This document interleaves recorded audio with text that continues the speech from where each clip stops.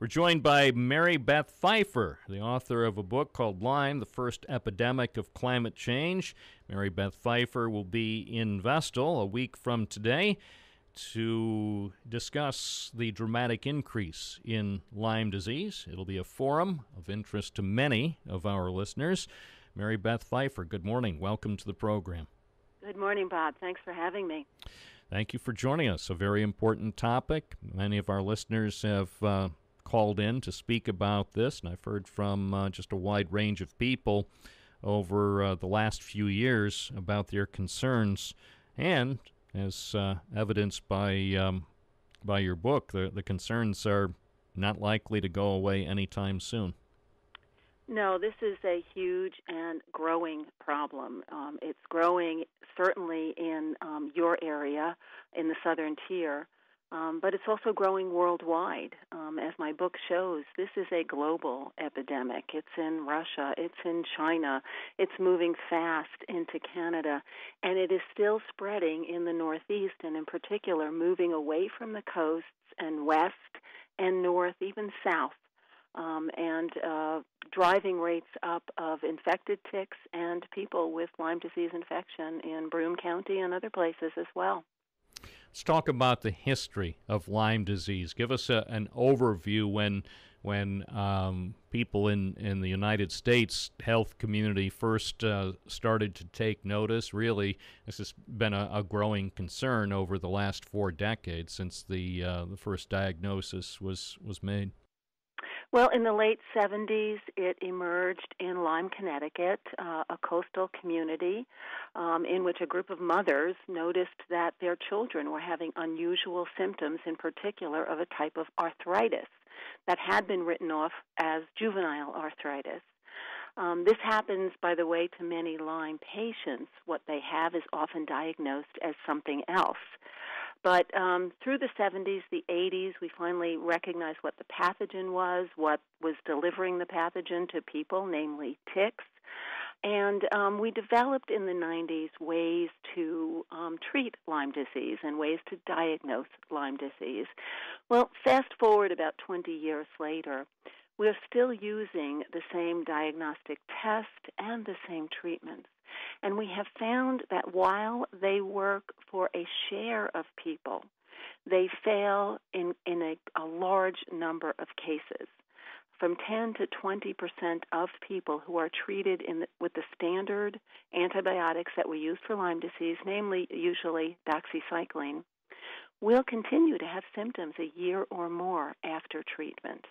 And that 10 to 20% may sound small, but that amounts to 30 to 60,000 people in the United States every year.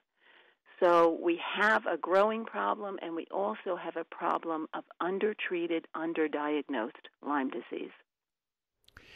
Why do you think that the government hasn't done more? It strikes me that with so many people affected and with the problem clearly worsening in recent years, that you would think more would be done at the state and federal levels, and even a greater global effort. As you mentioned, Lyme disease is not a concern limited to the U.S. Well, the government is paying attention to this and has made pronouncements about the rapid rise in the number of cases of Lyme disease and in the places where it's showing up. There is also a working group meeting in Washington, D.C. right now to revisit the way that we treat, diagnose, and prevent Lyme disease. But that said, the paradigm, the way we treat, the way we view Lyme disease has been controlled for a very long time by a relatively small number of scientists and researchers and government officials. And they've had their very firm way of looking at Lyme disease based on their own science. And that science has told them that the Lyme disease test basically works, but we sort of have to wait until people progress a little bit into the disease. We have to wait a few weeks, sometimes a month or two or longer, before people will test positive. They basically have their rationales for this way that we view and we treat Lyme disease. They also recognize, though, that 10 to 20% that don't get better. So their rationale for that is that, well, there's something else going on in the bodies of these people who don't get fully well. They have some sort of resulting autoimmune disorder or some sort of immune suppression or some other problem, but it's not Lyme disease. So, what we have now are two schools of thought on Lyme disease.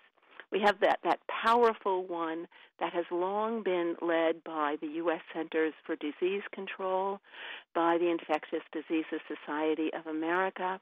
But then we have another very strong, very evidence-based view that Lyme disease can persist in the body after treatment, that the tests fail too many times, and that we have to really seriously question and revisit the way that we view Lyme disease. So, I think government and medicine will eventually catch up. It will change the way this disease is viewed.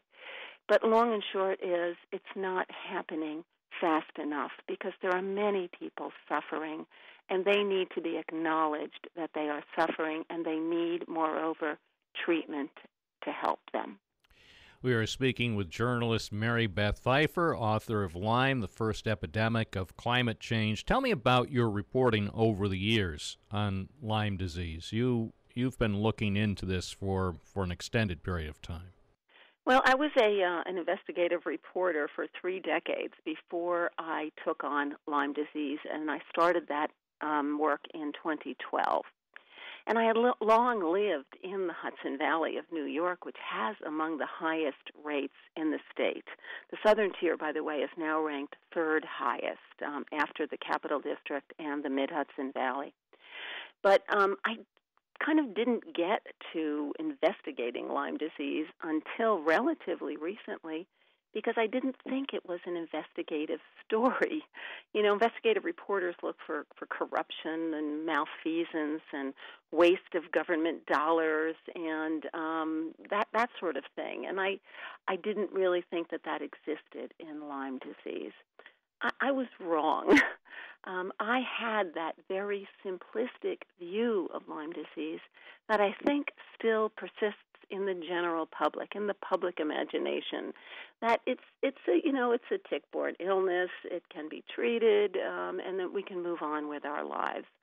But when I began to investigate it in 2012, I found that there were patients, many of them, who had gone to see 5, 10, 15 doctors after having a bout with Lyme disease, and they were told that they had anxiety, that they suffered from depression. Some were told that they had multiple sclerosis or rheumatoid arthritis. It was almost a milieu in which they had anything but Lyme disease. And beyond that, I found that they couldn't get insurance companies to pay for their care if someone was willing to diagnose them with a chronic or long-lasting form of Lyme disease. And I also found that doctors who were taking this on, who were trying to help patients in this situation, were being reported to the New York State Office of Professional Medical Conduct. That's the office that basically gives doctors their licenses, allows them to practice. And when a doctor is investigated by that office, it's quite threatening, it's quite anxiety-causing, and it can be very expensive for doctors to fight these kinds of charges. So what I found, in short, is a medical landscape in which there was just one very firm view of Lyme disease, treat it with short-course antibiotics, and a milieu in which, on the other hand, you had patients that remained ill and doctors who were willing to treat them, but there were all these roadblocks in their way. It was a very big, enlightening experience for me, and that's why I kept going on this, and I have, at this point, written a book which really kind of synthesizes all those issues of Lyme disease in a way that people can really understand what has happened here. Speaking with Mary Beth Pfeiffer, author of Lyme, the First Epidemic of Climate Change.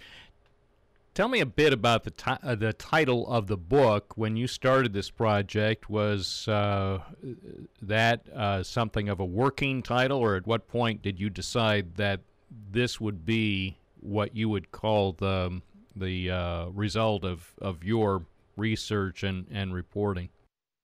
Well, my newspaper reporting basically focused mainly on the health impacts of the disease and the fact that ticks were very prevalent and that they were infected with various diseases, and Lyme disease is not the only one. But what I wanted to do is look at it more globally. You know, what was driving this disease and what was spreading it to many different countries as well as the United States. And that's really what brought me to climate change. We, in essence, as a humanity, has set the stage for this epidemic to spread. We really have to take responsibility for it in many ways, not just by virtue of the fact that, we use fossil fuels and we fly on jets and we drive cars and we've warmed the atmosphere. There's very little doubt that climate change and a warmer environment has really propelled ticks, has allowed them to live in places they could not live before. And we have archival data, by the way, that shows ticks living only at the bottom of mountains, 50 years ago, and now they've climbed up, literally. We have archival data showing that they only lived at certain latitudes in Scandinavia in the U.S., and now they've moved north. But beyond that, it's about the way we live and the way we've developed our environment. We love these suburban enclaves, these developments with little patches of forest here and there. But, we adore our natural landscape. We even like to see deer prancing about. But we have, in essence, allowed a lot of the factors to proliferate that really support Lyme disease. Namely, we have lots and lots of mice in the environment today. In the old days, in a larger forest, mice would be kept in check by foxes. We have a lot of deer that like to munch on our gardens and eat on those open fields, and they also support ticks in the environment. So, we really have set the stage. We have created this perfect storm by the ways in which we have managed and changed the environment. And we really need to start attending to not only to, patterns of development and how we've changed the earth, but to the way we use energy. This is only going to get worse. Climate change is only going to speed up, and we're seeing other ways in which it's manifesting itself. Very intense hurricanes and floods and so forth. My focus is ticks, and they are proliferating. They're carrying more diseases, and this isn't going to change anytime soon. I saw a news report a few weeks ago that now residents of all 50 states, as well as the District of Columbia, at least all of these places have at least some residents who've tested positive for Lyme. And notably, this one report indicated Pennsylvania had the most positive cases for 2017. So when you look at Pennsylvania, New York, and the New England states, there are just incredible numbers of people who have been infected. Yes, I'm going to Pennsylvania next week, and I was there a couple of weeks ago for a Lyme disease event. It is a huge concern to Pennsylvania citizens. They have the highest number of cases in the United States, and it amounts to about a quarter to a third of all cases in the United States happening in Pennsylvania. And as you know, the southern tier is very close to the Pennsylvania border. And, I have to think that what is happening in Pennsylvania is spilling over and reflecting on what's happening in the southern tier. I looked up some figures in preparation for our discussion, and I saw that in 2016, the latest figures available, 78% of adult ticks in Broome County tested positive for the Lyme disease bug. That is among the highest rates I have seen, frankly. And I would also alert listeners to the fact that right now, this is the season when the adult ticks are out. So if you walk fields, if you brush up against tall weeds or grass, you put yourself in danger of having some sort of incursion with one or more of these adult ticks. And that 78% rate, by the way, is up from 30% in 2009. That's a huge increase in the share of ticks that are infected with Lyme disease in Broome County. And the numbers aren't much better for the surrounding counties as well. We're seeing this general trend of higher rates of infected ticks. So, we can also talk about ways to prevent incursions with ticks, because this is really important. We need to protect our children, ourselves. Children are from 5 to 14 are the most frequently infected group for Lyme disease. I've talked to many mothers whose children have lost months and years of schooling and of childhood to Lyme disease. This is something we really, really need to take seriously. The other thing, too, that weighs heavily on many people, including myself and many coworkers and many of our listeners, is our dogs. I mean, we love our dogs spending time with us out in the backyard or going out for walks, whether it's in spring, summer, or now in fall. I mean, this is one of the nicest times of year in New York State and Pennsylvania and generally in the Northeast and in New England. But what you just said about ticks makes me very, very concerned to have my dogs out for any length of time, any longer than they really need to be out. Well, what's interesting about dogs, and you're perfectly right that they are at great risk for Lyme disease. And my own dog has had it. My son's dog has had it several times. But, the irony here, we can vaccinate our dogs for Lyme disease. We can put collars on them, which prevent the tick from embedding in the dog, and basically the tick falls off and dies. We have good treatments and tests, moreover, what they call the SNAP test, in which an animal, a dog, can be screened for several different tick-borne illnesses. And there isn't, unlike with people, a hesitance on the part of veterinarians to treat dogs for Lyme disease. There is, unfortunately, a hesitance to treat for people for Lyme disease. Why is that? And even as we talk, I'm getting an email from a listener who has just posed that question. Why is there a difference between the treatment that dogs get versus the treatment that people get when it comes to Lyme disease? Well, I looked through the scientific literature as I was writing my book. I read 300 scientific papers, which was no small feat, let me tell you. And one theme that emerged in many of the scientific papers I read was that the test works, and here's why we say it works. And I covered that a little bit before. It doesn't work early, but it works later, so it's okay.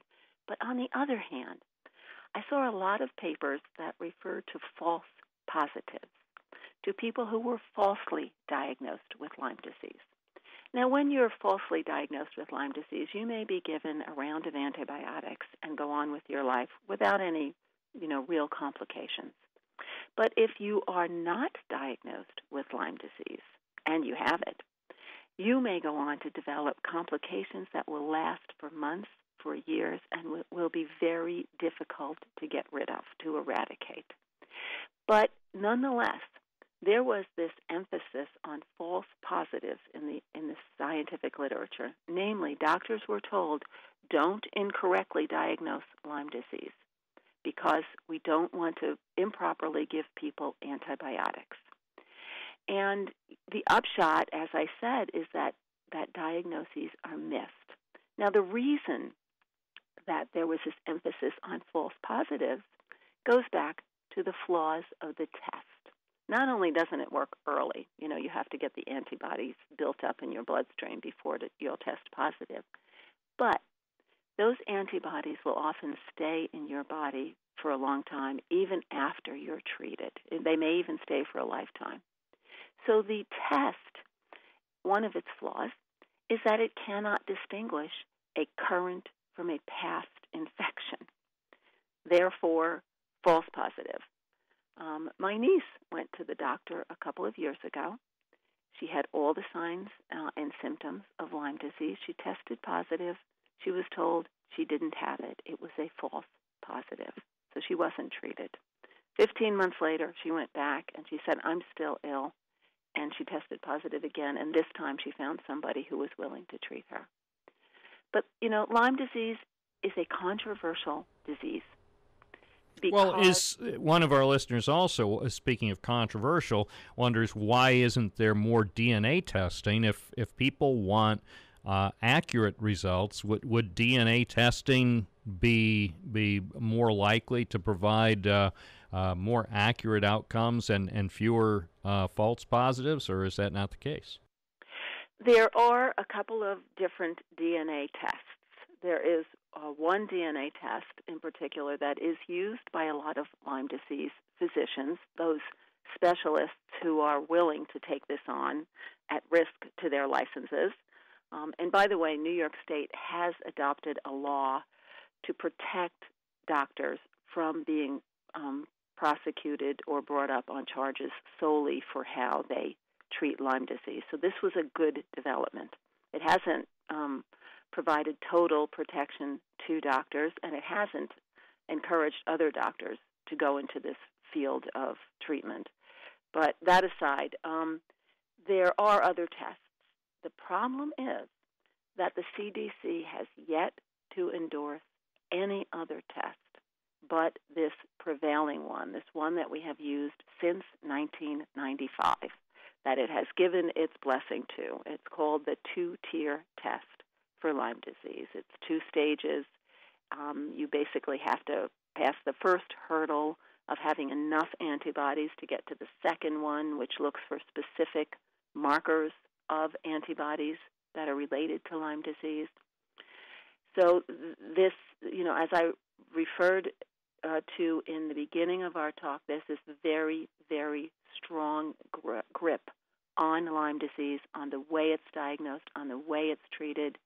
And this effective status quo has been very, very difficult to challenge. Change is coming because there is that tick-borne disease working group in Washington that's meeting. I have great hope for it. There's a lot of new research coming out about the flaws in the treatments that lead people to remain ill and why they remain ill. And these scientific experiments are basically pointing to persisting infection. So, all of this is basically combining to give me some hope that change will come. Well, our listeners are probably wondering now going forward, now that probably a lot of people are maybe even a little more frightened and concerned than they were 25 minutes ago. They're probably wondering what are the best ways during the fall and year-round that they can protect themselves, their children, and their pets and reduce the risk. Well, first of all, be smart. Avoid walking in tall grass. Check yourself always after going outside to garden or taking a walk where you, are in a field where there might be ticks. The second thing I would suggest, and I do cover this in my book, is to spray your shoes and your socks, maybe even your pants, with a substance called permethrin. It's not something you use every time you go out. There are other repellents which contain DEET, which also are effective and can be used, and I recommend them as well. But permethrin is something that stays on your shoes. It stays in your socks through a number of launderings. It stays in your pants through washings. And you don't have to think about it every time.